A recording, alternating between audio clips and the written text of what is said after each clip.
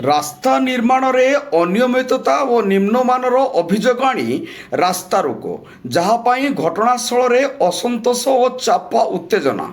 ଏଠାରେ ସୂଚନା ଥାଉ କି ଜଳେଶ୍ୱର ନିର୍ବାଚନ ମଣ୍ଡଳୀ ବସ୍ତା ବ୍ଲକ ରଘୁନାଥପୁର ପଞ୍ଚାୟତ କାଣ୍ଡଗାଁ ନିକଟରେ ଗ୍ରାମ୍ୟ ଉନ୍ନୟନ ବିଭାଗ ପକ୍ଷରୁ ରାସ୍ତା ମରାମତି କାର୍ଯ୍ୟ ଚାଲୁ ରହିଛି।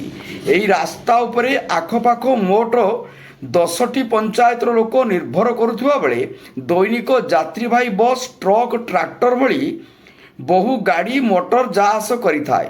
ପ୍ରତିବର୍ଷ ରାସ୍ତା ନିର୍ମାଣ ଓ ମରାମତି ହେଉଥିଲେ ବି ରାସ୍ତା ଖାଲଖାମ ସାଙ୍ଗକୁ ଅନେକ ସ୍ଥାନରେ ଦବି ଯାଇଥାଏ। ତେବେ ବିଭାଗ ପକ୍ଷରୁ ରାସ୍ତା ନିର୍ମାଣ ଚାଲିଛି, ମାତ୍ର ପିଚୁ ରାସ୍ତା ମରାମତି ବେଳେ ଧୂଳିବାଲି ଇତ୍ୟାଦିକୁ ଭଲ ଭାବେ ସଫା ନକରି କେମିକାଲ ଅଠା ବା ପ୍ରାଇମର ପକାଇ ନିର୍ଦ୍ଦିଷ୍ଟ ଭାଗ ମାପରେ ପିଚୁ ପକାଇ ରାସ୍ତା ନିର୍ମାଣ କରିବା କଥା।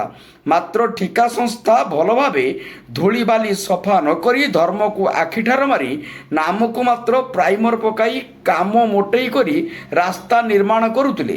ସ୍ଥାନୀୟ ଲୋକ ଏହା ଦେଖି ବିରୋଧ କରିବା ସହିତ ଠିକାଦାର ସୁପରଭାଇଜରଙ୍କୁ ଦୃଷ୍ଟି ଆକର୍ଷଣ କରିବାକୁ ଚାହିଁଥିଲେ, ମାତ୍ର ଘଟଣାସ୍ଥଳରେ କେହି ନଥିବାରୁ କିମ୍ବା ମୋବାଇଲରେ କଲ୍ କରିଲେ ମଧ୍ୟ କେହି ଉତ୍ତର ଦେଇନଥିଲେ।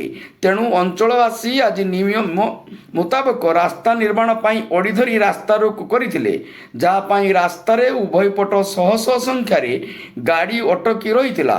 ଦୀର୍ଘ ସମୟ ରାସ୍ତାରୋକ ପରେ ବିଭାଗୀୟ କନିଷ୍ଠ ଯନ୍ତ୍ରୀ ଉମାଶଙ୍କର ବେହେରା ନିୟମ ମୁତାବକ ରାସ୍ତା ନିର୍ମାଣ ହେବ ବୋଲି ପ୍ରତିଶ୍ରୁତି ଦେବା ପରେ ରାସ୍ତାରୋକ ହଟିଥିଲା।